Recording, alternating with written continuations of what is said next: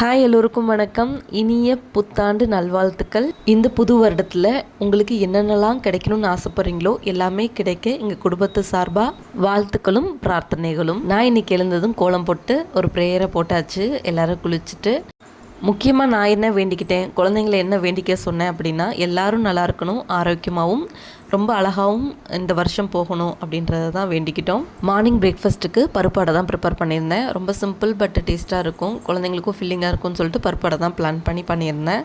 கடலப்பருப்பு, துவரம்பருப்பு, பாசிப்பயிறு, சுண்டல் இதெல்லாம் நைட்டே சேர்த்து ஊற வச்சுட்டு ஒரு 8 மணி நேரம் ஊறி இருக்கணும். அதை நான் மார்னிங் அரைக்கும் போது அதில் வரமிளகா, சோம்பு, அப்புறம் சின்ன வெங்காயம், முருங்கைக்கீரை இதெல்லாம் போட்டு அரைச்சி சுட வேண்டியதான். டேஸ்ட்டாக இருக்கும், ஹெல்த்தியும் கூட.